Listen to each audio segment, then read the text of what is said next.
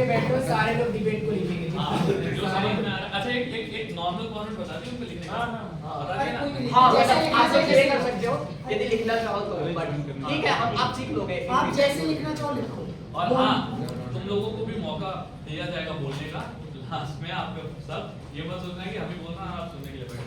तो अभी पहले खत्म हो जाएगा फिर आप लोगों से आप ठीक है चलो। सदन में आप सबके समक्ष संसदीय वाद विवाद की एक आदर्श हम स्वरूप रखने जा रहे हैं और इसके लिए सबसे पहले हम आपको इस वाद विवाद का नियम जो है वो हम आपसे साझा करते हैं। तो प्रत्येक वक्ता को 3 मिनट दिया जाएगा अपना वक्तव्य के लिए।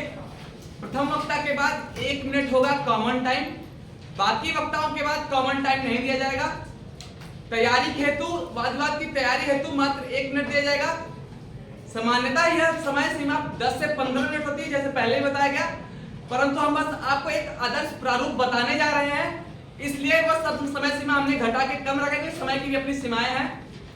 और प्रश्नोत्तरी की तैयारी हेतु आपको 1 मिनट तैयारी के लिए दिया जाएगा।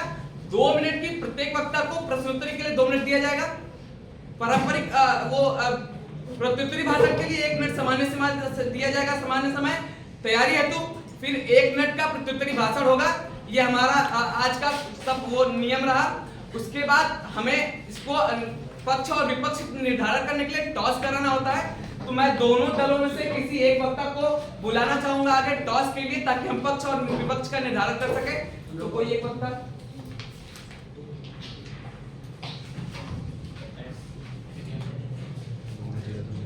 ये टॉस जीत गए हैं। अब आप इनको ये पक्ष लिए हैं, अर्थात ये टीम विपक्ष होगी। अब हम आज का विषय बता दें। विषय एक बार स्लाइड भी शेयर कर दी जाए।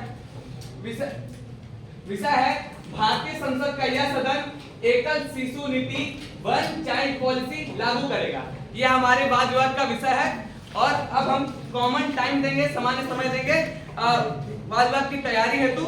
और वो कॉमन टाइम लगभग बस 1 मिनट का ही होगा। सामान्यतः यह 15 से 10 मिनट 10 से 15 मिनट का होता है, पर समय की अपनी सीमाएं हैं और हम आपको बस एक प्रारूप दिखाने जा रहे हैं, इसलिए तो आप समय शुरू करता हूं मैं। आप लोग सबसे पहले अपना ये टॉपिक जो है ना अपनी कॉपी के हेडलाइन की तरह लिख लीजिए, ठीक है। और टॉपिक को 3 से 4 बार पढ़ने का प्रयास करें, तब आपको समझ में आएगा कि मेन। अच्छा एकल शिशु नीति से भी किसी को जानना हो कि क्या है, तो वो है सिंगल चाइल्ड पॉलिसी, ठीक है।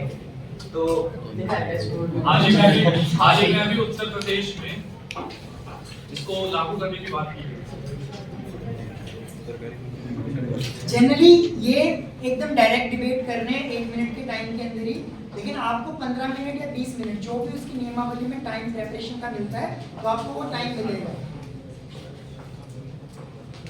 समय समाप्त। अब मैं दोनों दल से निवेदन करूंगा कि अपने नेता और उपनेता का नाम बता दे। पक्ष से नेता आशीष है, उपनेता सुमन है।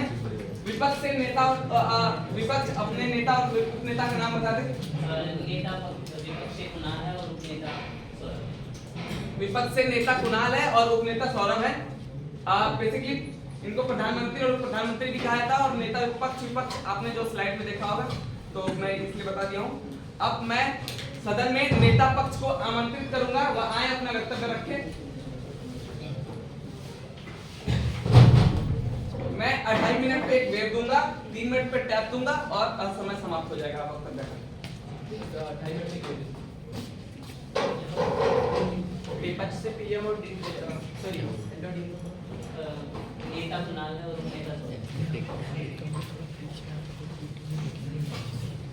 ठीक है। आशीष थोड़ा बीच में।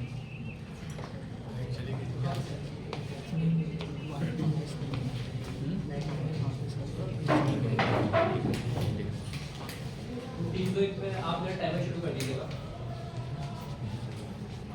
3, 2, 1। सदन की गरिमा को मेरा सादर नमन। सदन पट पर रखा गया विषय भारतीय संसद का यह सदन एकल शिशु नीति लागू करेगा। सर्वप्रथम समझते हैं ये सदन भारतीय संसद का है और हम जो भी निर्णय लेंगे वो भारत के हित में लेंगे। अब एकल शिशु नीति क्या है कि कोई भी माता पिता केवल एक ही चाइल्ड अपने पास रख पाएगा। अब ये समझते हैं कि भारत की वर्तमान स्थिति क्या है। भारत में वर्तमान स्थिति ये है कि ऐसे बहुत सारे वर्ग हैं जहां तक हमें संसाधन पहुंचाने की आवश्यकता है। उन संसाधनों में शिक्षा है, रोजगार है, उनका सामाजिक स्थिति का सुधार है। यानी अभी हमारे पास ऐसे बहुत सारी जगह है जहां पर हम नहीं पहुंचा पाए संसाधनों को। अब ये समझते हैं कि जनसंख्या, अब आज के वर्तमान समय में कैसे जनसंख्या वृद्धि हो रही है, यानी जो जनसंख्या है भारत की वो लगातार बढ़ती जा रही है। तो इसके लिए सबसे जरूरी आवश्यकता, क्योंकि भारतीय संसद की जिम्मेदारी है कि सभी लोगों तक ये सारे संसाधन पहुंचाए, और इसीलिए अगर आज पॉपुलेशन बढ़ती है, यानी आज जनसंख्या बढ़ती है और अब एकल शिशु नीति नहीं लाते हैं, तो उससे होगा क्या? उससे सर्वप्रथम भारतीय संसद पर बोझ बढ़ता रहेगा। यानी कि पहले से उसके पास ये है कि उसको उनका विकास करना है, और फिर एक पॉपुलेशन बूम क्योंकि वर्तमान में होता जा रहा है, तो उस पॉपुलेशन बूम से क्या होगा, उनकी पॉलिसीज पर बर्डन आता जाएगा और विकास की गति धीमी हो जाएगी। और जहां विकास की गति धीमी होगी वहां पूरा भारत का विकास रुक जाएगा। अब दूसरी चीज समझते हैं महोदय, जब पॉपुलेशन बढ़ती है तब उस राज्य में होता क्या है, जैसे जैसे पॉपुलेशन बढ़ती है वैसे वैसे क्राइम रेट बढ़ने लगते हैं, यानी उसके अंदर क्या होता है, क्राइम रेट बढ़ने लगते हैं, और जो हमारी जुडिशरी है उस पर एक बर्डन बढ़ने लगता है। आज हम वर्तमान में देखेंगे तो कैसे हमारी जुडिशरी के पास ही कितने सारे केसेस में पेंडिंग है जिनका आज तक हमारे पास सॉल्यूशन नहीं आया। उसका कारण क्या है कि हमारे पास इतनी जनसंख्या है, और उस जनसंख्या में अब जब इंफ्रास्ट्रक्चर की बात करते हैं तो जो इंफ्रास्ट्रक्चर का विकास होता है वो धीरे धीरे होता है, क्योंकि इंफ्रास्ट्रक्चर को बनाने के लिए हमें सारे संसाधन जुटाने पड़ते हैं और साथ में वो संसाधन हमें बाहर से भी लाने पड़ते हैं। तो अगर हम पॉपुलेशन बढ़ने देंगे और एकल शिशु नीति नहीं लाएंगे तब हम क्या करेंगे, हम इंफ्रास्ट्रक्चर का स्लो विकास कर पाएंगे, और वो इंफ्रास्ट्रक्चर क्या होगा, स्लो विकास होगा और बर्डन बढ़ता रहेगा। अब क्योंकि हम भारतीय संदर्भ की बात कर रहे हैं तो ये जानना जरूरी हो जाता है कि ये नीति लाएंगे क्या, नीति लाएंगे कैसे, और इस नीति के क्या क्या प्रावधान होंगे।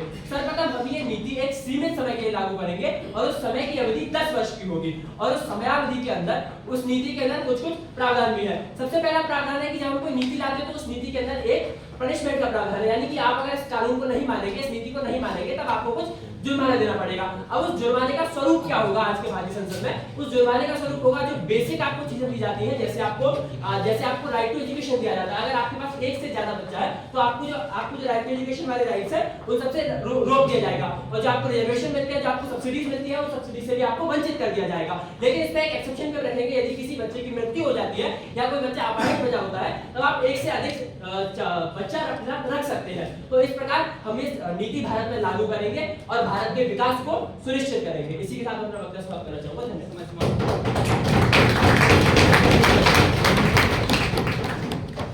सदन में 1 मिनट का सामान्य समय।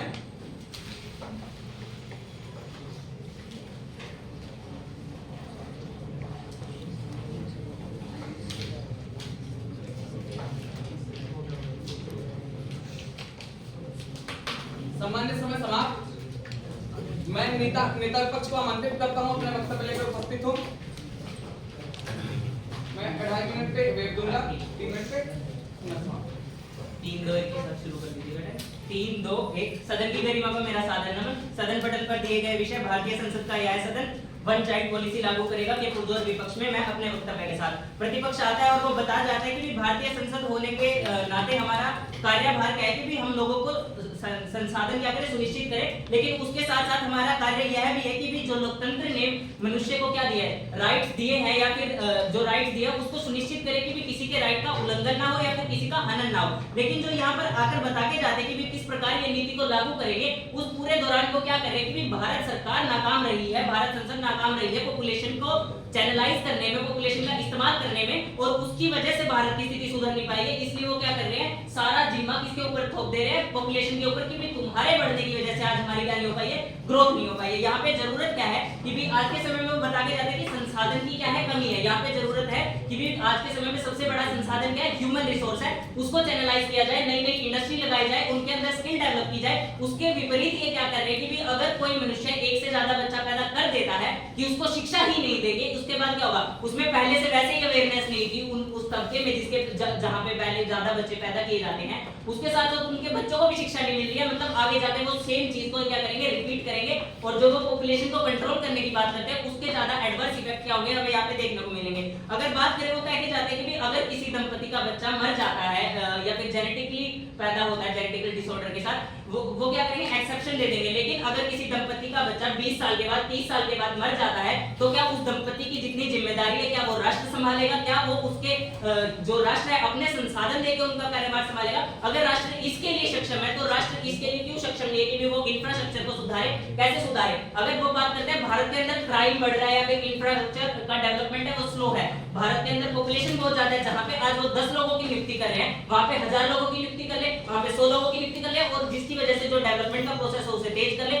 और जो वो बात करते हैं कि भी क्राइम रेट है, जब अगर पुलिस फोर्स की कमी बढ़ रही है तो पुलिस फोर्स बढ़ा ले। अब बात करते जाते हैं कि भी वो जब कोई बच्चा पैदा होगा कि भी उसको राइट टू एजुकेशन ना देना, मतलब क्या उस बात करते हैं कि भी वो बच्चा पैदा करने की जिम्मेदारी किसकी थी या फिर डिसीजन किसका था? उसके माता पिता का था। लेकिन इन्होंने राइट किसके छीने? उस बच्चे के छीने, और उसके इस समाज में रहने की क्या कर दी? उस समाज में रहने के लिए उसको क्या कर दिया? मुश्किल कर दिया। अब बात करके जाते हैं अगर एकल शिशु नीति क्यों लागू, वो कहते हैं कि भी 10 साल के बाद इसको हटा देंगे। वो कैसे ये मान लेते कि भी 10 साल के बाद लोग इतने एजुकेट हो जाएंगे कि भी वो 10 साल के बाद एक ही बच्चा पैदा करेंगे और वो दोबारा से 2-3 बच्चे पैदा करने की स्थिति में नहीं आएंगे, क्योंकि ये क्या कर रहे हैं? डर के माध्यम से, पनिशमेंट के माध्यम से बता रहे हैं अगर तुमने ये चीज की तो तुमको कोई बेसिक नेसेसिटी नहीं दी जाएगी, कहीं पे सब्सिडी नहीं दी जाएगी। लेकिन अब क्या करेंगे लोग? उस डर के माध्यम से उस चीज को फॉलो ना करेंगे, लेकिन 10 साल के बाद उन्हें पता होगा ना अब कोई सजा है ना कुछ है, वो दोबारा उस प्रैक्टिस को फॉलो करने लगेंगे। क्योंकि पॉपुलेशन को कौन बढ़ाती है? जो पिछड़ा तबका है वो पॉपुलेशन को बढ़ाता है, और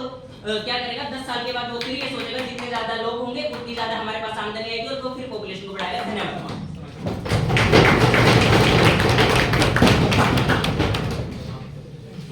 उपनेता पक्ष अपने वक्तव्य के साथ आमंत्रित हैं।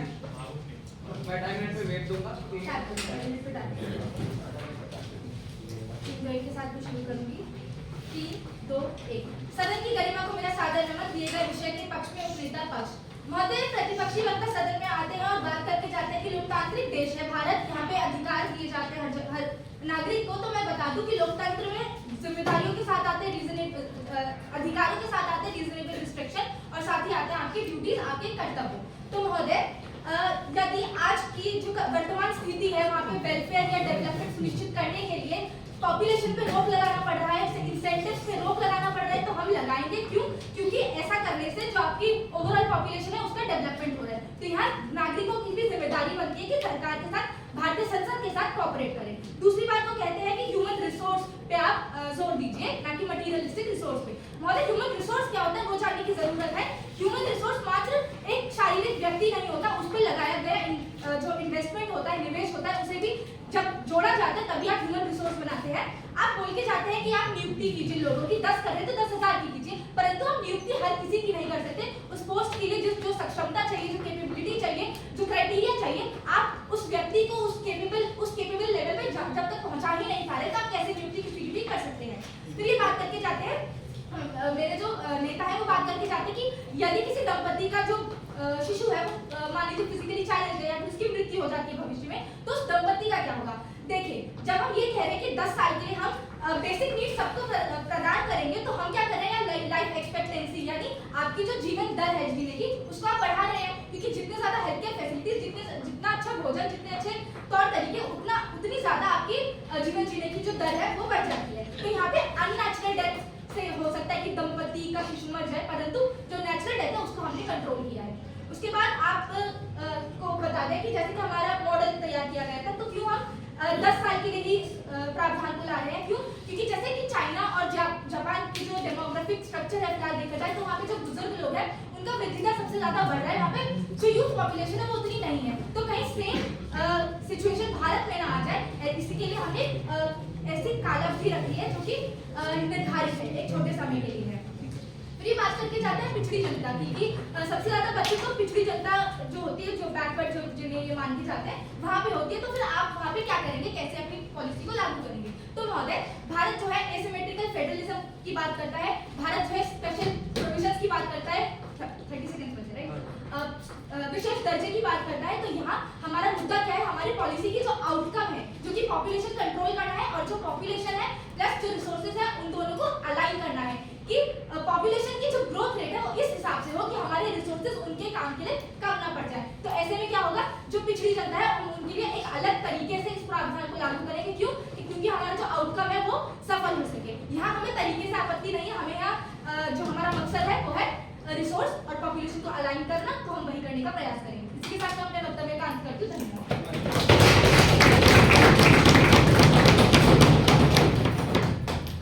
सदन में उपनेता विपक्ष अपने वक्तव्य के साथ आमंत्रित है। आपको उठाइए तो बातचीत।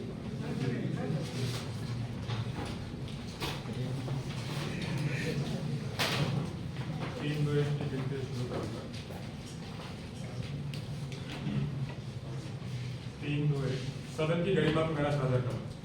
बड़े सरल तरीके से कह दिया जाता है कि हम इस देश में इस पॉपुलेशन कंट्रोल नीति को लागू कर देंगे, पर यथार्थ से आप दूर है, क्योंकि जिस देश में सैकड़ों जिले हैं, जिस देश में आज भी कितने विभिन्न तरीके के सरकार के नियम और स्कीम्स आज भी गली कस्बों तक नहीं पहुंचे हैं, वहां आप रातों रात एक पॉपुलेशन की नीति लाएंगे और ये एक्सपेक्ट करेंगे लोगों से कि जिस देश में 60% रूरल पॉपुलेशन है वो सभी एक्सेप्ट कर लेंगे बराबर से। सबसे बड़ी इनकी फेलियर तो ये है महोदय। आगे मैं कहना चाहता हूं कि 4 बार इन्होंने ये कहा है कि सीमित संसाधन है। इस देश में संसाधन सीमित नहीं है, इस देश में संसाधन का बंटवारा जो है उसमें फ्लॉ है।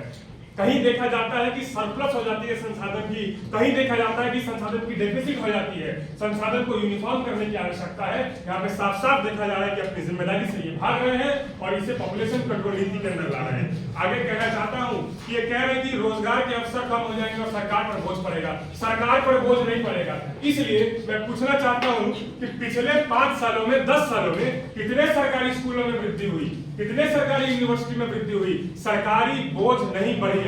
अगर बोझ बढ़ी है तो वो निजी सेक्टर में बढ़ी है, क्योंकि आज भी सिर्फ 6 से 7% संगठित सेक्टर है जॉब्स की गवर्नमेंट की। आगे कहना चाहता हूँ, ये बड़े आराम से आते हैं और कहते हैं कि जुडिशरी में क्योंकि बोझ बढ़ रहा है तो इस कारण हम करेंगे। ये वही बात हुई कि घर में नल खराब हुई तो हम घर बदल देंगे, हमें नल बदलना है। यहाँ पे उपाय है, यहाँ पे बात हो रही है, पिटीशन है कि सुप्रीम कोर्ट की संख्या बढ़ाई जाए, इस देश में चारों कोनों पर एक सुप्रीम कोर्ट लाई जाए, पर इन पर ध्यान देने के बजाय अपनी जिम्मेदारी से भागने का यहाँ पे प्रयास किया जा रहा है। क्या ऐसा नहीं हो सकता है कि अगर जनसंख्या बढ़ रही है तो फिर टैक्स देने वाले लोग भी बढ़ रहे हैं, तो फिर सरकार पर वो बोझ कैसा जिससे आप बढ़ रहे हैं? इस बात को देखने की जरूरत है महोदय। आगे कहना चाहता हूँ, ये नियम पर आते हैं कि हम साथ साथ अवेयर भी करेंगे और साथ साथ ये भी कहेंगे कि नहीं ये नियम है। तो ये कैसी दोहरी नीति है जिसमें आप एक इंसान को कह रहे हैं कि तुम्हें ये पालन करना ही होगा और साथ साथ उसी सांस में उसे कह रहे हैं कि नहीं हम तुम्हें समझा रहे हैं कि एक नीति है, अवेयरनेस फैला रहे हैं। आगे जाकर कहते हैं कि किसी बच्चे को अगर डिजीज होगी, कोई डिसऑर्डर होगी तो हम उसे अन्य बच्चों को भी परमिशन देंगे। ऐसा नहीं हो सकता है। जिस देश में अगर राशन कार्ड बनवाने के लिए अगर भ्रष्टाचार हो सकती है, उम्र आगे पीछे हो सकता है, तो उसी देश में स्वस्थ बच्चे के नाम पर भी गाँव में, कस्बों में अपने पर्सनल कारण की वजह से लिख सकते हैं कि कोई भी फलाना उन्हें बीमारी थी, कोई चेक करने वाला वहाँ पे मिनिस्ट्री होगी नहीं तो और अपने बच्चे की परमिशन मिल जाएगी। इस फ्लॉ पर यहाँ पर ध्यान नहीं दिया जाता है। आगे मैं यहाँ कहता हूँ कि असल जो इसकी समस्या है वो मन में है, आप पन्नों से इसे नहीं सुधार सकते हैं। हाल ही में एप्पल कंपनी, प्रसिद्ध कंपनी के सीईओ टिम कुक ने कहा कि हम चीन से अपनी मैन्युफैक्चरिंग कंपनीज को भारत में लाएंगे। क्यों लाएंगे? क्योंकि भारत के पास ह्यूमन रिसोर्स है, मैन्युफैक्चरिंग की पावर है, इनोवेटिविटी है, क्रिएटिविटी है। इस सारी चीज को आप गांव पर लगाएंगे जब आप इस नीति को लाएंगे। अंततः इस बात से खत्म करूंगा कि एक शिशु नीति इस देश में लागू नहीं की जानी चाहिए, क्योंकि इस देश की एसेट यूथ है।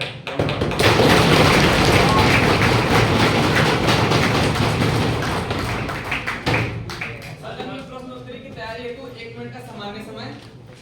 एक सामान्य निर्देश कि एक संसद नहीं है, तो आप तालियां भी बजा सकते हैं, तालियों का प्रयोग करें।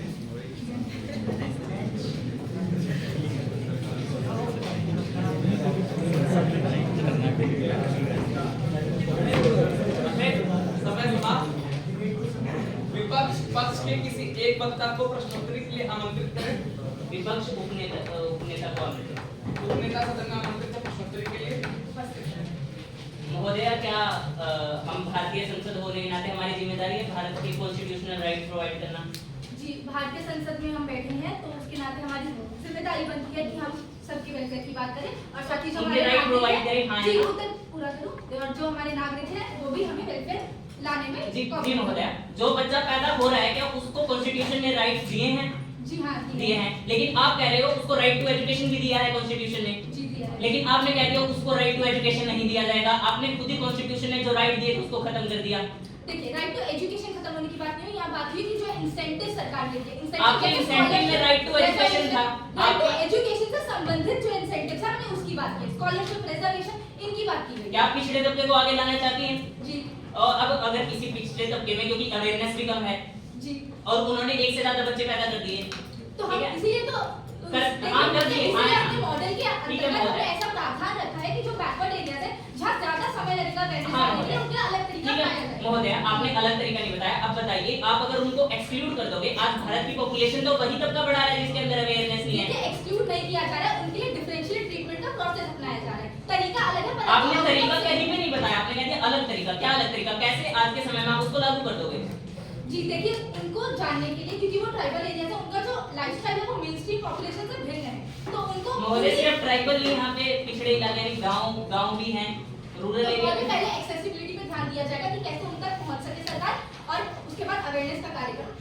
तो स्टार्टिंग के 10 साल में तो 3-4 साल तो आपके एक्सेसिबिलिटी गेन करने में ही चले जाएंगे, तो नीति लाने का क्या फायदा है? देखिए बहुत जरूरी नहीं है कि हम एक-एक करके ध्यान दे रहे हैं, यहाँ पे मेन स्ट्रीम पॉपुलेशन के साथ साइमल्टेनियसली उन पर भी ध्यान दिया जाएगा, तो समय की दिक्कत नहीं है। हाँ, आखिरी प्रश्न हमारी तरफ से कि भी आप कह रहे हो कि आप उन पे लागू कर दोगे, लेकिन अगर 10 साल आपने पहले अवेयरनेस की भी बात करते हो, अवेयरनेस तो हम हमारे दो की भी लाए थे, तब काबू नहीं हो पाई, तो आज ये पॉलिसी लाने के अवेयरनेस पे आप कैसे सुनिश्चित हो सकते हो कि 10 साल के बाद काबू हो जाएगी? जी हाँ, जी ठीक है। तो आप बात करते हैं कि हम जो हमारे दो की भी नीति लाई गई थी, परंतु कितनी सफल रही। देखिए वो समय अलग था, आज का समय अलग है, शिक्षा दर बढ़ चुका है, तब से हमारी यूथ पॉपुलेशन तब से बढ़ चुकी है, तो हमारी जो मौजूदा स्थिति है डेमोग्राफिकली, इंटेलेक्चुअली, उन पे हम ऐसे नीति सफल बनाने के ज्यादा सक्षम है, ज्यादा करीब है। तो इसी के साथ मैं अपने उत्तर को अंत करती हूँ।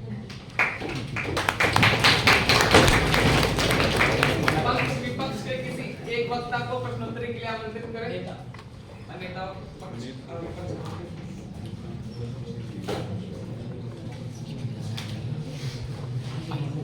आप ये बताइए, ह्यूमन रिसोर्स और लेबर का अंतर है। बेसिकली आपके अनुसार लेबर क्या है? कि भी सिर्फ कार्य करना। अगर ह्यूमन रिसोर्स क्या है? अगर वो अपने कार्य से क्या कर पाए, अपनी नीड पूरी कर पाए और साथ ही साथ कुछ अच्छा कर पाए, तो वो ह्यूमन रिसोर्स। आप बात करते हैं 10 की नियुक्ति कर रहे हैं, तो क्यों ना 10,000 की की जाए, ठीक है? वो 10 और वो 10,000 केपेबल बनाएंगे आप उनको नियुक्ति? जी महोदय, केपेबल हमें ही बनाना है। हम क्या कहते हैं, आप सुनिए मेरा उत्तर पूरा ले लीजिए। केपेबल हमें ही बनाना है कि हम एजुकेशन इंस्टीट्यूट खोले ताकि वो केपेबल हो पाए। अब क्या कर रही है भारत सरकार कि भी अगर उन्हें 10 को लेना है, तो क्या 11वां 12वां 20वां वो उन 10 से बिल्कुल ऐसा है कि भी वो कुछ कार्य ही नहीं कर सकते, क्योंकि कैपेबिलिटी आपको क्या करना है?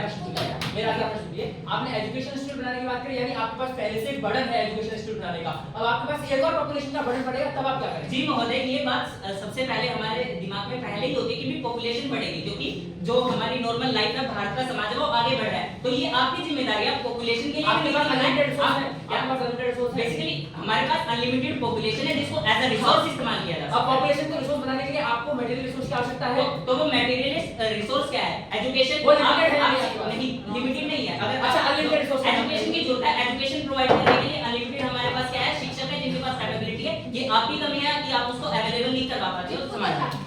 आज से 1 महीने बाद भारत की पॉपुलेशन 10,000 हो रही है, और आज से 1 महीने बाद भारत की पॉपुलेशन 2,000 हो रही है, किसकी डेवलपमेंट जल्दी कर पाएंगे?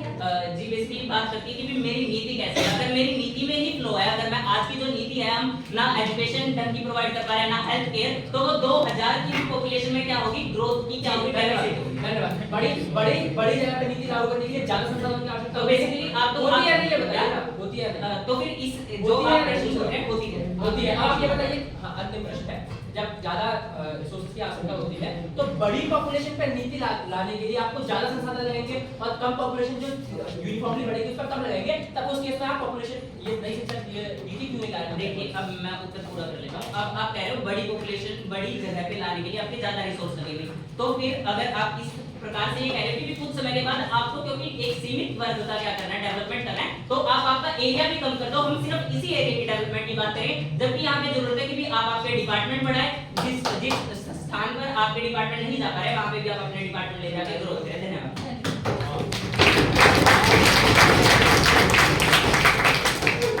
विपक्ष पक्ष के शेष वक्ता को प्रश्नोत्तरी के लिए आमंत्रित करें। शेष वक्ता आमंत्रित है।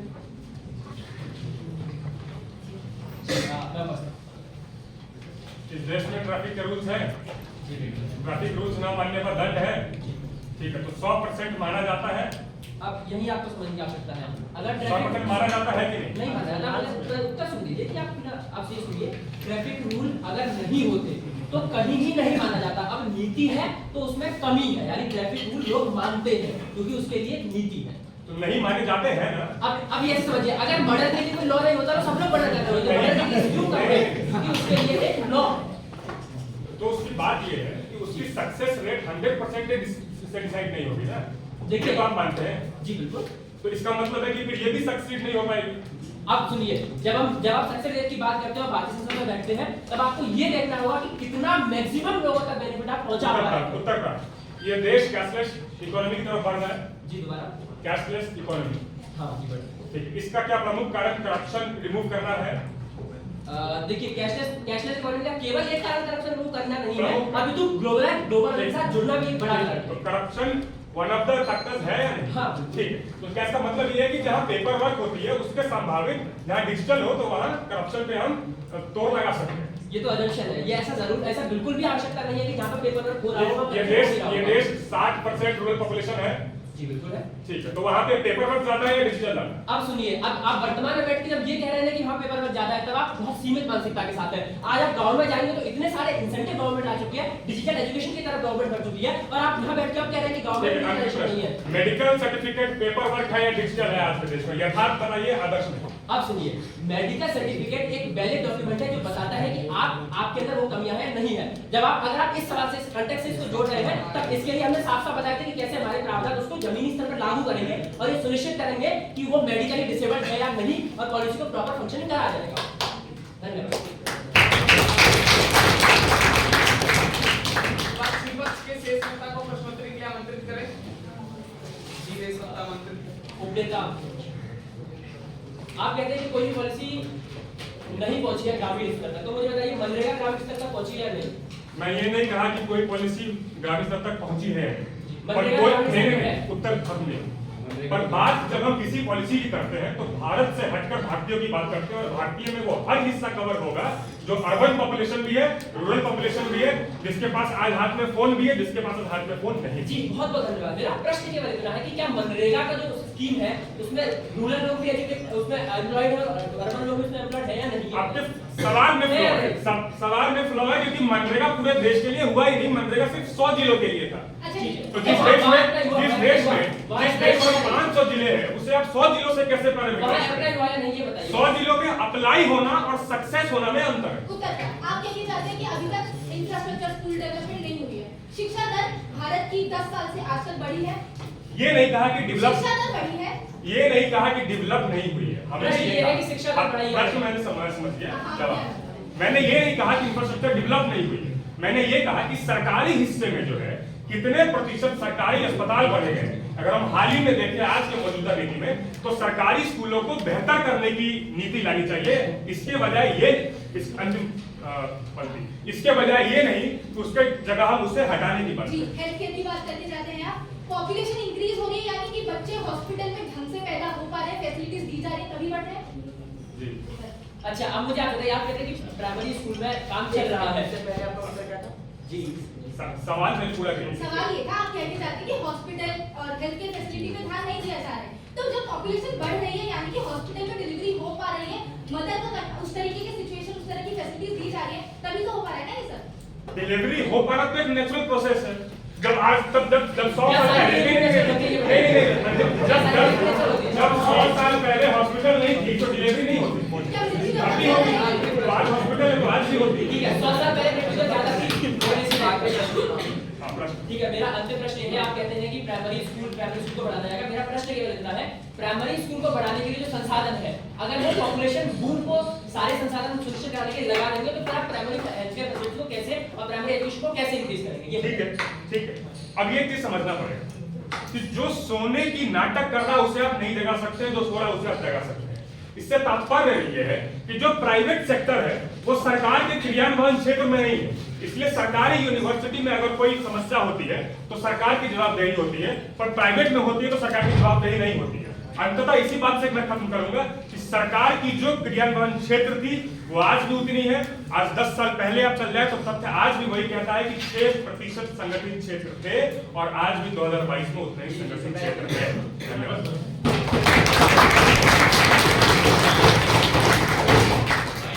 सदन में प्रत्युत्तरी भाषण की तैयारी हेतु 1 मिनट का सामान्य समय।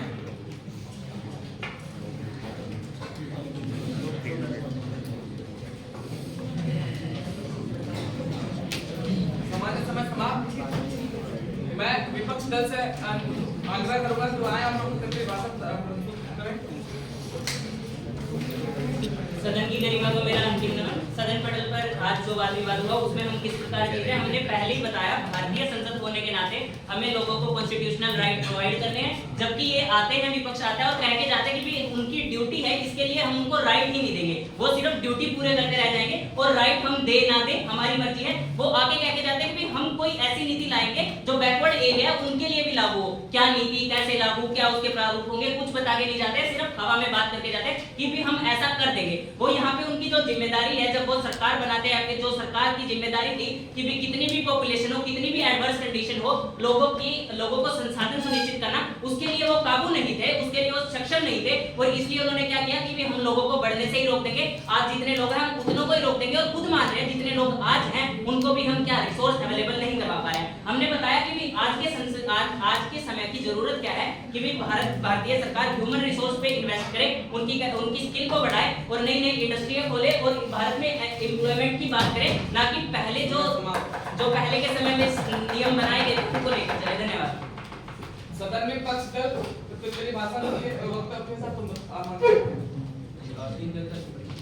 सदन की गरिमा को मेरा अंतिम नमन। मेरा प्रतिपक्ष सबसे पहले मैं विरोधाभास बता देता हूँ। ये मान के आता है कि हेल्थ फैसिलिटी बढ़ी है, शिक्षा भी फैसिलिटीज बढ़ी है, लेकिन ये मानने के लिए तैयार नहीं है कि सरकार कुछ काम कर रही है। दूसरी चीज, मेरा प्रतिपक्ष इस बात में विफल रहा, लेबर और ह्यूमन रिसोर्स के बीच में अंतर करने में विफल रहा। और जब उससे पूछा जाता है कि क्या ह्यूमन रिसोर्स बनाने के लिए मेटेरियल की आवश्यकता होती है तो वो मान भी जाते हैं, लेकिन वो इस चीज को नहीं मान रहे हैं कि कैसे भारत की जो इकोनॉमी है वो कैसे बार बार हिस्ट्री में फ्लक्चुएट होती रही है और इस समय हमारी आवश्यकता यह है कि वर्तमान की पॉपुलेशन है उसका हम विकास करें। इसको नहीं मान जाते हैं। जो ये कहते हैं कि हमने नहीं बताया है बैकवर्ड क्लासेस का उनका, इन्होंने साफ साफ अपने मॉडल में बताया था कि कैसे हमें प्रॉपर स्ट्रक्चर रखेंगे, उन लोगों तक पहुंचाएंगे, उन लोगों तक एजुकेशन फैसिलिटीज का विस्तार करेंगे, उन लोगों की हेल्थ फैसिलिटीज का विस्तार करेंगे और पॉपुलेशन और रिसोर्स को एक साथ अलाइन करेंगे। और हमने ये पूरे मॉडल में नहीं कहा कि 10 साल के बाद हम उस नीति को हटा देंगे, लेकिन उसके बाद लोग फ्री हैं कि किसी भी प्रकार अपना जीवन व्यतीत करें, क्योंकि उस समय संसाधन और जो लोग हैं, जो पॉपुलेशन है वो एक साथ अलाइन हो चुके होंगे।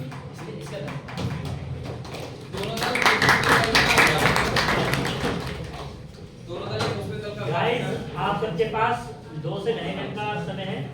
आप लोग जो आपने लिखा होगा, जो आपने सुना है, उसको अपने दिमाग में, अपने मन में जनरलाइज कर लो। कौन जीता है, कौन हारा, इसका डिसीजन बना लो। पर क्यों जीता है, क्यों हारा है, उसके 2 पॉइंट आपके पास होने चाहिए कि ये एक बेस रहा है, ये एक ऐसे इंस्टेंट रहा है कि जहाँ पे मेरा डिसीजन बना है और एक बार यदि वर्डिक्ट बन जा रहा है तो मेक श्योर कि मतलब ऐसे होता है कि हम जब एक बार वर्डिक्ट बना देते हैं और उसके बाद से मोस्ट ऑफ द पीपल हमारे अगेंस्ट दे रहे होते हैं डिसीजन, तो हम पूरा डिसीजन चेंज कर देते हैं। ऐसा इन्फ्लुएंस होता है। जैसे हम लोग जब साथ के बेंच में बैठते हैं तो ऐसा होता है कि 6 एक साइड डिसीजन दे रहे हो तो, लेकिन वो एक डिसीजन अपना चेंज नहीं कर रहा होता है, क्योंकि देयर आर रीजन, उसको जो वर्डिक्ट है उसके पीछे रीजन है। तो आपको सिर्फ ये ध्यान रखना है कि आपके खुद के रीजन क्या है। ये मैटर नहीं करता है कि वो वर्डिक्ट पूरे हाउस के अगेंस्ट है या नहीं है, ठीक है ना। तो वर्डिक्ट के रीजन ध्यान में रखना, वर्डिक्ट दूसरे से इन्फ्लुएंस नहीं होना चाहिए, खुद का होना चाहिए। That's it. मतलब सिंपल है, डिसेंटी भी हो, कोई दिक्कत नहीं, कोई दिक्कत नहीं। मैं भी हमें नहीं पता कौन डिसेंटी हो सकता है, कौन एक इक्वल स्टैंड हो सकता है, ठीक है। 2 मिनट्स इनफ है। हाँ, किसी को कोई घबराने की बात नहीं है कि बड़ा क्या पूछने, जो मन में आए वो बोल देना। हाँ, मतलब फर्स्ट डे तो हम एक्सपेक्ट कर रहे हैं कि गलतियां मन करेंगे। में आपको अगर ये भी लग रहा है कि यार मेरे को ना उसका बड़ा अच्छा लगा, आप जिता रहे हो, उसे क्यों जिता रहे हो, बस इतना बता रहे बस यही बता रहे, कोई आप क्यों बात जिता रहे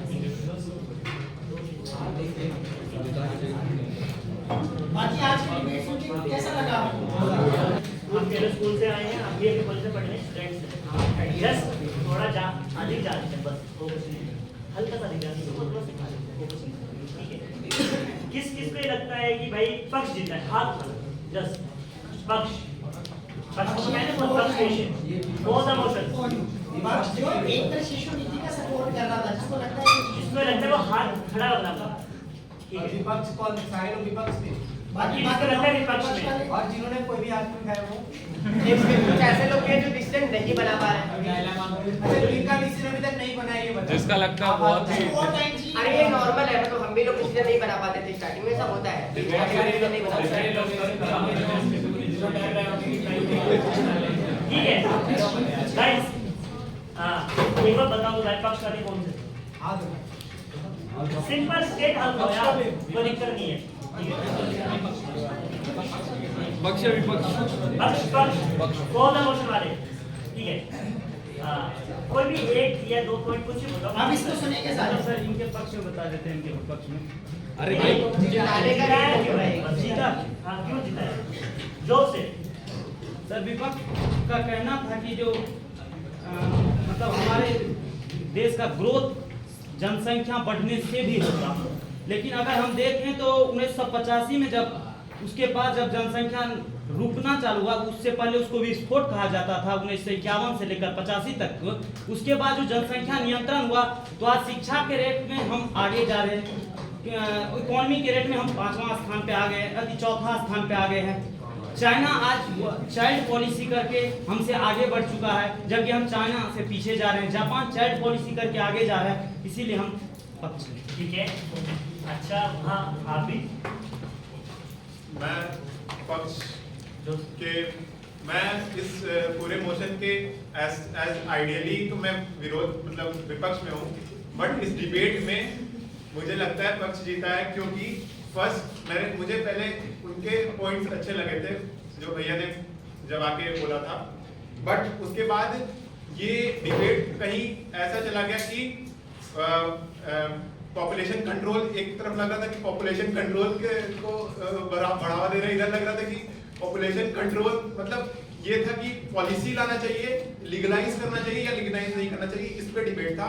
बट विपक्ष में जो थे उन्होंने उसको ऐसा ले गया कि पॉपुलेशन कंट्रोल होनी ही नहीं चाहिए, ये मेन पॉइंट था।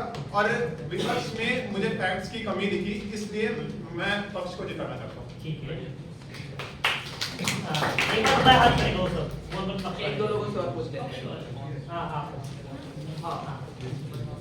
मैं पक्ष से पूरी तरह सहमत हूँ।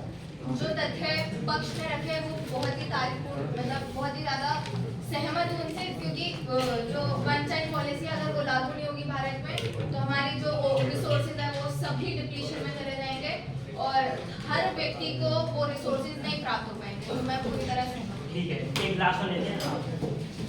जैसा कि विपक्ष ने बताया था कि हमारे पास संसाधन बहुत है, जनसंख्या ज्यादा होगी तो हमें कोई प्रॉब्लम नहीं होगा, लेकिन अगर यही हम उनकी तरफ से देखें तो संसाधन अधिक है और जनसंख्या अगर कम होगी तो सबको ज्यादा संसाधन मिलेगा, जिससे विकास की गति एकदम अचानक बढ़ेगी, जो कि हमारे लिए फायदेमंद होगा। और दूसरा ये कि हमें क्वांटिटी नहीं क्वालिटी चाहिए, तो क्वालिटी के लिए जनसंख्या कम होगी तो बेहतर होगा। अब विपक्ष वाले।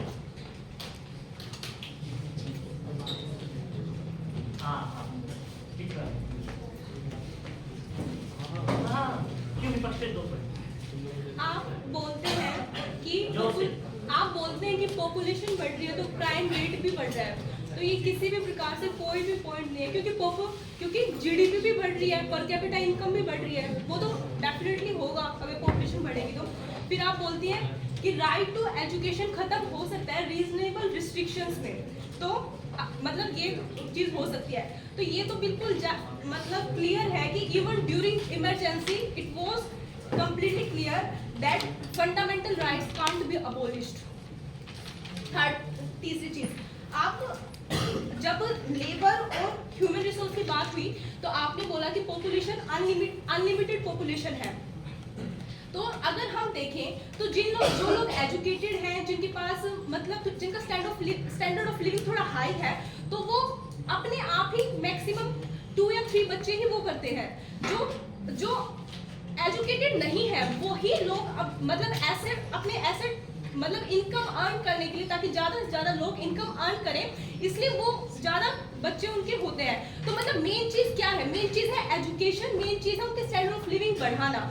पॉपुलेशन अपने आप कम हो जाएगी, आप उसको किसी भी तरीके से मतलब सेल्फ रियलाइजेशन से वो कम होनी चाहिए।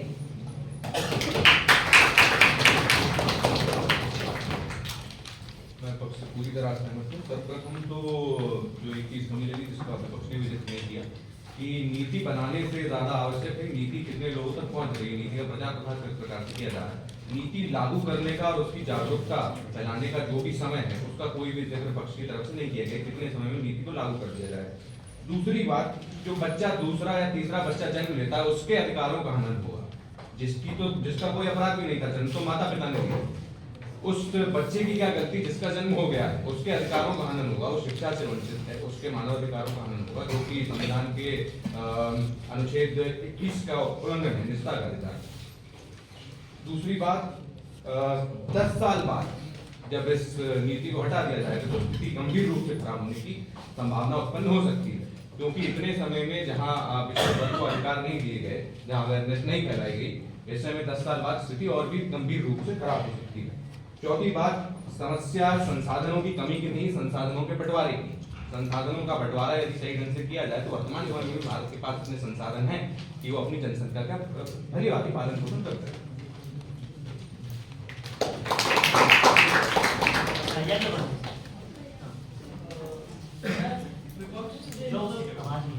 मैं विपक्ष से बिल्कुल असहमत तो नहीं हूँ, लेकिन वो अपना पॉइंट प्रूव करने में सक्षम नहीं है।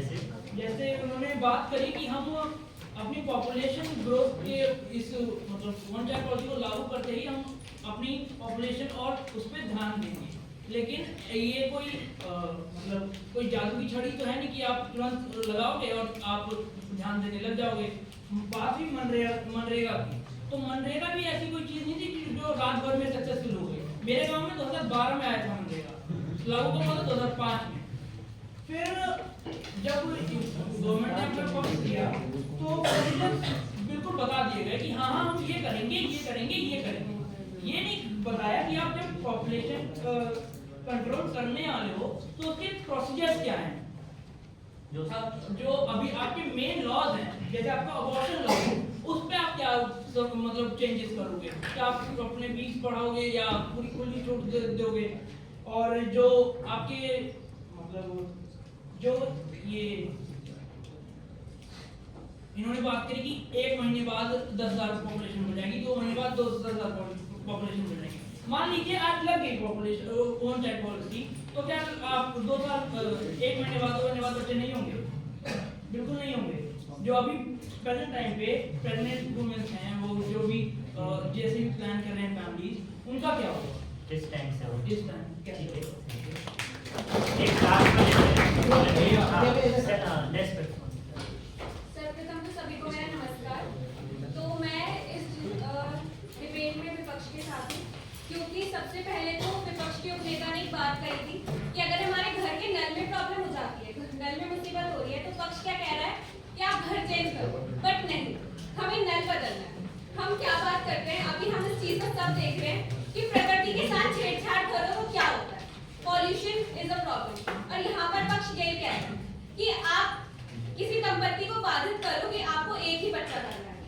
क्यों? क्योंकि हम अपने भारत में अपनी जनसंख्या को अच्छे से इस्तेमाल नहीं कर पा रहे, उन्हें एजुकेशन ना दे पाना, उन्हें मेडिकल फैसिलिटी ना दे पाना, और फिर हम क्या कर रहे हैं कि उन्हें बाधित कर रहे हैं। विपक्ष ने सही कहा कि हमारे देश में जो पैसा भी है, संसाधन भी है, वो हमारे पास भरपूर है। गांधी जी ने कहा था कि हमारे पास सभी का पेट भरने के लिए है, लेकिन पेट ही भरने के लिए नहीं, क्योंकि हमारे देश में सिर्फ करप्शन है। हमारे देश में करप्शन तो रोक नहीं रहे, हम क्या कर रहे हैं, हम किसी नीति को लगा रहे हैं, दंड निर्धारित कर रहे हैं कि आप बच्चा मत करो, तब एक ही बच्चा करो तभी हम आपको राइट्स देंगे।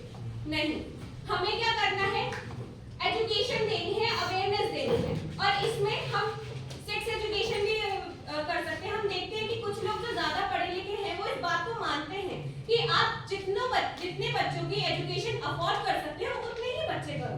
अब वो आपकी इनकम पर निर्धारित होता है कि आप कोई 1 बच्चा करो, 2 करो या 3 करो। हम क्या कर रहे हैं कि आप चाहे कितने भी लोअर में एजेड हैं, कितने भी लोअर वेजेस हैं, कितने भी हाई वेजेड हैं, आप कोई एक ही बच्चा करें। हम ऐसा नहीं कर सकते। करप्शन की बात हुई, जहाँ कागजों में किसी की एज उलट पुलट हो जाती है, सामने कोई इंसान जिंदा दिख रहा है, फिर भी आपको साबित करना पड़ता है कि हाँ मैं जिंदा हूँ, मैं ठीक ठाक हूँ, मैं पागल नहीं हूँ, जस्ट बिकॉज एक कागज पर लिखा हुआ है। क्या वहाँ पर ये भी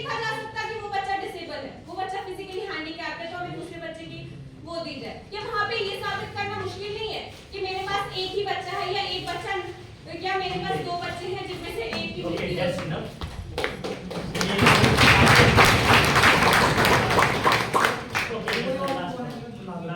थोड़ा थोड़ा एक एक लाइन बोलो, डेढ़ लाइन से ज्यादा मत बोलो। चलो ठीक है। मैं विपक्ष का पूरा समर्थन करती हूँ। इन्होंने बोला एक ही बच्चा पैदा, अगर किसी के जुड़वा बच्चे हो गए तो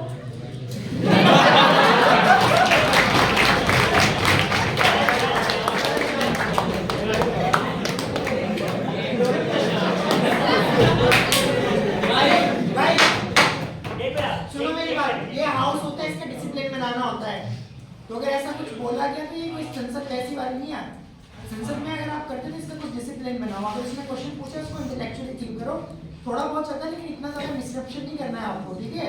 नहीं तो अगर आप बातें कम सुनते हो, उसके लॉजिक को कम सुन पाएंगे, rather than आप उसके sarcasm को ज्यादा सुन रहे हो। Listen to her logic, not her sarcasm. इन्होंने बोला कि हम अगर किसी का एक से अधिक बच्चा होगा तो हम दूसरे का राइट टू एजुकेशन छीन लेंगे। पर अगर हमें पता है जैसे हमारे संसार में हमारे समाज में होता है कि कभी कभी जुड़ा बच्चे नहीं होते हैं, तो अगर किसी दंपति के 2 बच्चे हो गए तो क्या एक को शिक्षा का अधिकार मिलेगा और दूसरे का छीन लिया जाएगा? ये तो कहीं भी हमारे संविधान में नहीं दिया गया है कि एक व्यक्ति को अधिकार दिया जाए, दूसरे से अधिकार छीन लिया जाए। तो बिल्कुल इसका विरोध है। दूसरा, जिस देश में आज भी बच्चे को भगवान का रूप माना जाता है, आज भी मुस्लिम समाज बच्चे को पैदा करते वक्त ये नहीं सोचते कि हमारा नुकसान हो गया, हमारे आमदनी पर असर पड़ेगा, वहाँ पर आप एक ही बच्चे को पैदा करने का कैसे सोचते? जहाँ आज भी आधी से अधिक जनसंख्या बच्चे को भगवान का ही दर्जा देती है। आप अपना मेन शॉर्ट में जल्दी बता दीजिए। और इन्होंने बोला कि 10 साल के बाद हम ये नीति समाप्त कर देंगे। इसका कोई भी इन्होंने नहीं बताया, कोई भी इन्होंने गारंटी नहीं दी कि 10 साल बाद ये सब कुछ समाप्त हो जाएगा।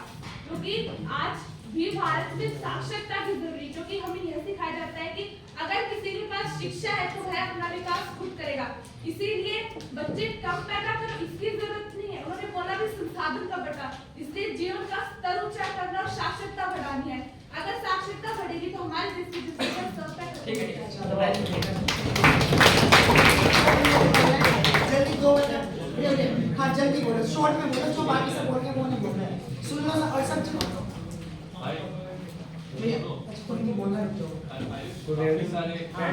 भैया लोग, सबसे पहले तो मैं ये कहना चाहूँगा वन पॉलिसी जो है इसको लागू करने से कोई अर्थ नहीं निकलता है। इससे बेटर ये होगा कि हम एजुकेशन पर ध्यान दें। एजुकेशन को हम इम्प्रूव करें, क्योंकि एजुकेशन जो हम लोग का इंडिया 64% जो विलेज है और विलेजेस में एजुकेशन अच्छे से नहीं पहुँचता है। तो वहाँ के लोग के अगर ध्यान दिया जाए तो वहाँ पे इंक्लूजन नियत करके वितर्क तो आप लोग जितने भी लोग न्यूज़ देना चाहते हैं ना, तो आज का सेशन कोई आखिरी नहीं है। आप जल्दी अपने व्यूज दे सकते हैं। और एक बात और, आज हम बोल रहे हैं लेकिन आने वाले दिनों में आप ही लोग बोल रहे होंगे, क्योंकि अल्टीमेटली हमें बोलना आता है, मतलब इतना तो आता है कि हम बोल सके, तो आप ही लोगों को सिखाना है। तो हम आप ही लोगों को मौका देंगे ताकि आप लोग इंटरेक्ट कर सको। अगर यहाँ पे पॉपुलेशन बढ़ रही है इंडिया की, तो इंडिया की यूथ भी बढ़ रही है। यूथ सबसे ज़्यादा इंडिया की, यहाँ पे रिसोर्सेज की कमी नहीं है। हमें प्लेटफॉर्म देना हो एजुकेशन के थ्रू। यहाँ पे किसी अगर 10th कोई बच्चा पास होता है तो उसके पास कोई प्लेटफॉर्म नहीं होता अपने हिडन टैलेंट को पहचानने का। तो एजुकेशन ही ऐसा रास्ता है जिससे हमको सबको एक प्लेटफॉर्म मिलता है अपने हुनर को पहचानने का। तो यही एक बेटर ऑप्शन है, एजुकेशन पे हम लोग ध्यान दें। वन चाइल्ड पॉलिसी का कोई अर्थ नहीं ना, ये एग्जाम्पल हम चाइना से देख सकते हैं। 1985-80 में ये लागू हुआ था, लेकिन वो 2016 में इसको हटा दिया। और यहाँ पे अगर पॉपुलेशन से अगर दिक्कत होती है तो वो सबसे ज़्यादा GDP उसकी होती, लेकिन इंडिया की पॉपुलेशन के साथ यूथ भी है, इस वजह से यहाँ पे GDP इसकी ग्रोथ हो रही है। तो हमको कुल मिला के यूथ पे ध्यान देना चाहिए। पॉपुलेशन बड़ी दिक्कत नहीं ना, यूथ के यहाँ पे मार्गदर्शन कोई नहीं दे रहा है।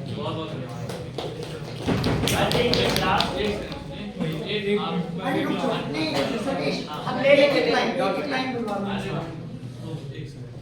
अभी कितनों को, एक मिनट भाई बैठे, अभी कितनों को बोलना है? कई बार ये ये काफी अच्छी बात है कि तुम लोग इतने ओपिनियटेड हो।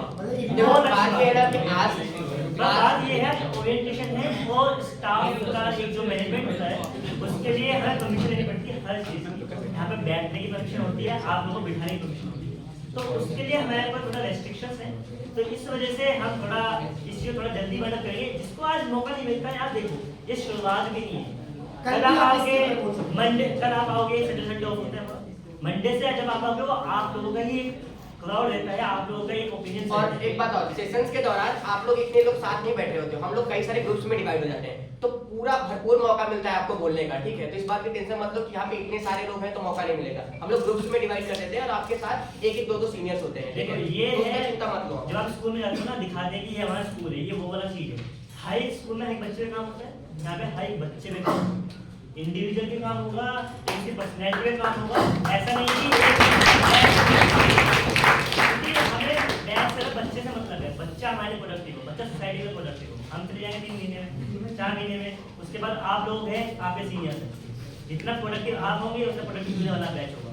इवन एक मैं तुमको एक चीज बताऊं कि अगर तुम इस सेशन के टाइम पे नहीं भी अपना डाउट क्लियर कर पा रहे हो, रात में जब मर्जी किसी सीनियर को कभी भी कॉल करो, वो कभी तुमको मना नहीं करेगा। मतलब बच्चों की अगले दिन डिबेट होती थी रात तक 2-2 बजे तक, रात में 3 से 6 की रात को, 3 से 6 के बीच से। ये सब बातें हमारे पास पूरा साल पड़ा है, हम करेंगे। तो आज इसको अभी रिजल्ट सुन लो, उसके बाद कुछ करें तो शेयर कर सकते हैं, ठीक है, शेयर कर सकते हैं। सबको इंतजार होगा और मेरे पास आज कितने अच्छे डिबेट किया है तो रिजल्ट भी सुनिए लेते हैं। हाँ, मेडल मेरे पास आ चुका है, एक एक करके पर्चे खोलूंगा और निर्णय बताऊंगा। तो पहला पर्चा विपक्ष को जाता है,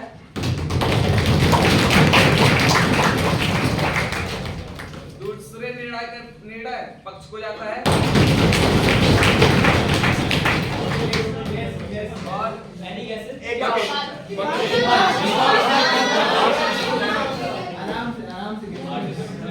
तो मैं इंतजार खत्म करता हूँ। तीसरे निर्णायक का निर्णय विपक्ष को जाता है।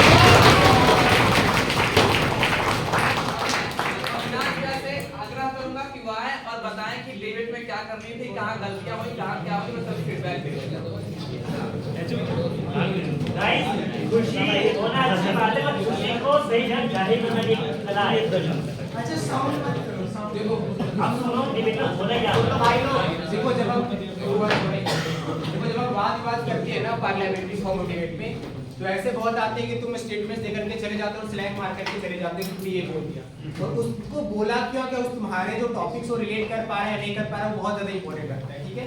जैसे कि तुम विपक्ष को देख रहे हो, विपक्ष के उपनेता की स्पीच मुझे थोड़ी कमी लगी कि उपनेता आते हैं पर अपने नेता को बात को ज्यादा वो आगे नहीं बढ़ाते, मतलब वो अपने नए 1-2 पॉइंट लेकर के आते हैं वो स्पीच में, या वो अपने स्लाइड के ऊपर चले जाते हैं जो फॉर्म ऑफ कन्वेंशनल डिबेट की होती है। तो वो लगा कि वो आप अपने डिबेट में वो कम करो, मतलब कि जो बात आती है ना कि आप जब डिबेट करो तो जो आप पॉइंट्स बोल रहे हो, तो उस पॉइंट जो बोल मैं रहा हूँ उसका रीजन क्या आता है, क्यों मैं बताऊं, उसको ज्यादा इंपॉर्टेंस रख जाता है। और जो नेता आपका बोल के गया उस नेता की बातों को आगे बढ़ाओ, ठीक है।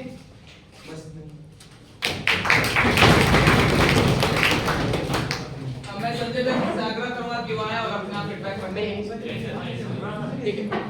सो बेसिकली यदि डिबेट की बात करो तो पार्लियामेंट्री डिबेट की बेसिक नुआंसेस जो बारीकियां होती हैं वो अभी नहीं समझ पाओगे क्योंकि टाइम लगेगा, हम लोग बता रहे होंगे वो आने वाले डेमोंस्ट्रेशंस में, लेकिन अभी बेसिक से ये समझो, हाँ बेसिक से ये समझो कि ये जो डिबेट थी वो एक मॉडल बेस्ड डिबेट होती है। हम लोग मॉडल बेस्ड डिबेट क्या होता है ये हम आने वाले दिनों में बताएंगे, पर मॉडल बेस्ड डिबेट में बेसिकली क्या करना होता है कि जो गवर्नमेंट साइड होती है वो एक नीति को लेके आ रही होती है, कोई नियम कानून लेके आ रही होती है, और उसे ये बताना होता है कि हम क्यों ला रहे हैं, कैसे ला रहे हैं और इम्प्लीमेंट कैसे करेंगे, ठीक है। तो ये सारे 3 चीजें होती है जो डिफेंड करना होता है हमारे पक्ष को। पक्ष आया और पक्ष की कई सारी कमियां हमें ये दिखी कि वो इम्प्लीमेंटेशन वाले पार्ट पे काम ही नहीं किया था। मतलब जब उनसे ये पूछा जाता है कि आप कैसे इंप्लीमेंट कराएंगे, या जब ये बात होता है कि आप पनिशमेंट वाले लेवल पे क्या राइट टू चाइल्ड छोड़ देंगे। राइट टू चाइल्ड का सिंपल सा मतलब ये है कि क्या एक बच्चे का अधिकार उसके पेरेंट्स की वजह से नहीं दिया जाना चाहिए बच्चे को अधिकार, तो वो सारे क्वेश्चन है जो इनके तरफ से नहीं मिलते हैं। दूसरी तरफ वो जो लिंकेज था पक्ष की तरफ से जो देना था कि population growth and crime rate का, वो लिंकेज इस्टेब्लिश किया जा सकता है, लेकिन इन्होंने लिंकेज नहीं बताया। यानी कि सिंपल सी बात ये है, स्टेटमेंट आप दे रहे हो लेकिन आप लिंकिंग नहीं बता रहे हो, जो कि पक्ष की सबसे बड़ी गलती रही। दूसरी चीज क्या थी कि एक टाइम पे आके एक क्वेश्चन उठता है अनलिमिटेड रिसोर्सेज को लेके, तो हमारे पक्ष की तरफ से विपक्ष की तरफ से एक पॉइंट आता है कि आप ये समझो कि कैसे जो हमारे पास रिसोर्सेज अवेलेबल है उनका हम मैक्सिमम यूटिलाइजेशन करके उन अनलिमिटेड पॉपुलेशन वाले रिसोर्सेज यानी कि जो अधिक से अधिक लोग हैं उनको हम कैपिटल बना सकते हैं। तो ये वाला आर्गुमेंट मुझे अच्छा लगा जो कि विपक्ष की तरफ से आया। विपक्ष की एक गलती मुझे जो सबसे बड़ी इस पूरे डिबेट में दिखी कि आप लोग एक पॉइंट पे आके आइडियल सिनेरियो पूछ रहे थे इनसे आप ये पूछ रहे थे कि आप 100% सक्सेस रेट लेके आएंगे या नहीं लेके आएंगे। वो जो ट्रैफिक रूल्स वाला आपका क्वेश्चन था कि ट्रैफिक रूल्स लेके आ रहे हैं तो क्या 100% सक्सेस होगा या नहीं होगा। आप सिंपल सी बात समझो कि सोसाइटी में 100% सक्सेस रेट कभी नहीं हो सकता। बस बेसिक सा चीज ये है कि लॉ और उससे आने वाला चेंज इसका रिलेशन, हालांकि विपक्ष ने बताया नहीं था अच्छा और इसीलिए मेरा इसलिए पक्ष की तरफ से नहीं रहा है, ठीक है, क्योंकि लॉ और चेंज के बीच का एक रिलेशन होता है जो कि पक्ष को बताना था। लेकिन जब आप क्वेश्चंस पूछ रहे हैं तो आप ये हमेशा ध्यान रखो कि आइडियल सिनेरियो में क्वेश्चन आप गवर्नमेंट साइड से नहीं पूछ सकते। आप ये थोड़ी ना कह दोगे कि एक सोसाइटी में सब कुछ नॉर्मल हो जाएगा, सब कुछ आइडियल हो जाएगा, आइडियल नहीं होगा। और पनिशमेंट का कॉन्सेप्ट इसीलिए आता है उधर से, ठीक है, तो पनिशमेंट का कॉन्सेप्ट एग्जिस्ट करेगा। और रही बात की एक्सेप्टेंस की, तो आप लोगों को हर पॉइंट ऑफ टाइम पे ये चीज रियलाइज करवाना था पक्ष को कि हाँ सच में क्या बोलते हैं बहुत सारे फेल्योर्स हैं। अभी बहुत सारी चीजें जैसे वो एक लड़की ने उठाया था वो डबल वाला, ठीक है, वो पॉइंट्स आप नाम ले सकते हैं। हाँ, और इनके डिबेट में और सारे भी क्लॉज थे, ठीक है, वो 10 ईयर ही क्यों, मतलब 10 ईयर ही क्यों, मतलब लिमिटेड होना सही है पर 10 ईयर ही क्यों, ये क्वेश्चन आना चाहिए था, आपकी तरफ से नहीं आया जी, ठीक है। इंप्लीमेंट कराने वाले में क्या कोई बॉडी रहेगी या नहीं रहेगी, डिपार्टमेंट रहेगा या नहीं रहेगा, डिपार्टमेंट रहेगा भी किस यूनिवर्सिटी के अंदर काम करेगी, सारे क्वेश्चन आ सकते थे। तो मेरे को लगा कि मॉडल को तुम लोगों ने ऊपर से देखा, ऊपर से नहीं देखना था, क्योंकि अल्टीमेटली यदि मॉडल थोड़ा सा भी इनका और अच्छा होता तो डिबेट जीतना इतना आसान नहीं था तुम लोगों के लिए। तो ये सारे सजेशन है, बाकी अच्छा करो और आप लोग भी जान जाओगे फ्यूचर क्या करना है। मैं अब आज का आखिरी नाम यति मैं बुलाऊंगा और आया और फीडबैक देना। बार मॉडल की बात हुई, इधर से भी इन्होंने मॉडल का यूज किया था। संजय ने भी बार मॉडल, कुछ लोगों को समझ में नहीं आ रहा कि मॉडल बेस्ड डिबेट होती क्या है। कुछ लोगों ने फ्लॉज निकाले, जैसे पीछे से कहा गया था कि जो अभी ड्यूरिंग प्रेगनेंसी है, यहाँ से कहा गया कि जो 2 बच्चे साथ में पैदा होंगे, यहाँ से कहा गया कि निजता का आधार को आप कैसे करोगे, निजता का जो अधिकार है। मॉडल बेस्ड डिबेट बेसिकली ये होती है कि जब आप कोई चीज करवाने जा रहे हैं, आप करवाने के तरीके बता रहे हैं, उन तरीकों को किस तरह से आप सजा रहे हैं, वो होता है मॉडल। और कमियां निकालना मतलब उन तरीकों में क्या क्या दिक्कत है, ये होती है मॉडल बेस्ड डिबेट्स। इनके आखिरी में हमेशा तो नहीं पर अक्सर, जैसे इस डिबेट के आखिरी में क्या चाहिए लिखा हुआ था कि हम ये करेंगे, तो ये जो गे वर्ड होता है ये कहीं ना कहीं करेंगे, लाएंगे, ये सारे वर्ड्स मॉडल बेस्ड डिबेट की ओर हमको पॉइंट आउट करते हैं। तो मॉडल बेस्ड डिबेट बेसिकली जाते हैं, मतलब ये मॉडल बेस्ड डिबेट्स के टाइप के नेक्स्ट मॉड्यूल में आपको बताए जाएंगे। तो कोई ज्यादा इसको बस समझो, सुनो और ग्रैब करो जो मिल रहा है। और अभी ऐसे कंफ्यूज होने की जरूरत भी नहीं है। दूसरी चीज ऐसे होता है हाइप बनाने की जरूरत नहीं है, ठीक है ना, वो बहुत आराम से हो जाता है जब हम लोग सेशंस ले रहे होते हैं। और लगभग कम से कम 15 से 20 सेशंस होंगे आपके लगभग, ठीक है ना, और ज्यादा ही हो सकता है, ठीक है, तो वो सारा कुछ आप सीख जाओगे, तो उसमें कोई टेंशन लेने की जरूरत नहीं है। मैं आज के तीसरा और आखिरी निर्णायक कहते हैं वैसे आग्रह करूंगा कि वहां आए और अपना फीडबैक दें। देखो यार, बाकी मैक्सिमम चीजें वो लोग बता चुके हैं कि मॉडल बेस्ड डिबेट क्या होता है, थोड़ा समझिए, नहीं समझे कोई बात नहीं, छोड़ देते। डिबेट में ओवरऑल नया डिसीजन विपक्ष का गया, इसलिए नहीं कि इन्होंने बहुत अच्छा किया, इसलिए कि इन्होंने खराब किया। तो देखिए स्पीच तक इनकी चीजें अच्छी थी, क्वेश्चन आंसरिंग में इन्होंने अच्छे किया। यार जो मेन चीजें रही है जो तुम्हारी तरफ से गलतियां रही मॉडल में, एक तो कॉन्स्टिट्यूशन राइट्स को लेकर है, लेकिन तुमको ये बात हमेशा ला सकते हो भाई कि रीजनल रेस्ट्रिक्शन तुमने चीजें नहीं कीजिए। हमेशा एक देश रीजनल रेस्ट्रिक्शन पे ही चलता है राइट्स के साथ साथ। अगर राइट्स हो तो एब्सोल्यूट राइट हो तो देश में अनार्की मतलब अराजकता, कोई भी कानून फॉलो नहीं हो सकते, हम मेरी आजादी है मेरी आजादी। पर जो लोग हैं वो लाए किए जाते हैं ताकि उन पे कुछ रीजनल रेस्ट्रिक्शन लगाए जाए। जैसे आपने मॉडल वाली बात की, उसको बहुत एक्सटेंड कर सकते हैं। दूसरी बात, जो मॉडल आप लेके आए, मॉडल में जो ट्राइबल्स कम्युनिटी का वेलफेयर कैसे है, जो डिफरेंट में क्वेश्चन नहीं है, अब एक्सपेक्टिंग कि वो चीज़ आएगी। ट्राइबल्स हैं, जिन्हें बैकवर्ड हैं, जो कि इंटरनल सिक्योरिटी चीज़ें हैं वो नहीं लेकर आए। आप बार ये अभी इनकी गलती पर देखते हैं, ये बात कर रहे थे कि ह्यूमन रिसोर्सेज बहुत जरूरी है। ह्यूमन रिसोर्सेज से क्या होगा, जब भाई इंडस्ट्रियल एप्पल का एग्जांपल दे, जबकि मैं आपको बताऊं एग्जांपल्स नहीं देने होते डिबेट में, आपको लॉजिक ड्राफ्ट करना होता है। उससे आपसे ये बताइए कि ह्यूमन रिसोर्स ज़्यादा है तो इसके लेबर ज़्यादा है, इसकी लेबर ज़्यादा है। कोई भी जो एफडीआई इंडस्ट्रीज होंगी, जो ग्लोबल इंडस्ट्रीज हैं, ग्लोबल कंपनीज हैं, वो हमारे यहाँ आ आएंगी और आने के उत्सुक होंगी, क्योंकि उनके पास कोई लेबर अच्छा होगा, लेबर के साथ साथ ग्रोथ के चांसेस ज़्यादा होंगे, इससे इंडेक्स जीडीपी बढ़ेगी। ऐसे आपको एक कोई चेन निकालने की वजह देना, एग्जाम्पल से सब्सटेंशिएट करो। दूसरी बात, जब आपसे क्वेश्चन पूछा जाता है कि ये क्वेश्चन उन्होंने बारह पूछा कि 100% आप लोग उसमें डोज क्यों कर रहे हो? सिंपल से एक आंसर दीजिए, समाज में कॉन्फ्लिक्ट हमेशा रहेगा। अगर मैं 90% लोग कहें कि यस, तो 10% लोग ना भी करेंगे, और ना होना जरूरी भी है। तो 100% कभी किसी से सक्सेस रेट नहीं होता, लेकिन अगर 100% सक्सेस रेट नहीं है, उसके लिए आप कानून ना लाओ तो समाज कभी चल ही नहीं पाएगा। समाज के चलाने के लिए, समाज के कंपोजिशन के लिए, समाज के एक विकास के लिए लोग होता है, लेकिन समाज में वो लोग उनका फॉलो हो और उसका विरोध ही ना हो तो समाज ही अगर से नहीं होगा। तो ये सब चीजें लानी थी आज से चीजों ध्यान रखो। बाकी मतलब उनकी तुम्हारी शब्दावली काफी अच्छी थी, क्वेश्चन आंसरिंग थोड़ा मुझे इनकी अच्छी लगी, आपके मॉडल में फ्लो जो था भाई उसको थोड़ा अच्छे से ध्यान दो, आगे चीजें कैसे करनी है। बाकी चीजें अच्छी थी, आंसर अच्छे थे।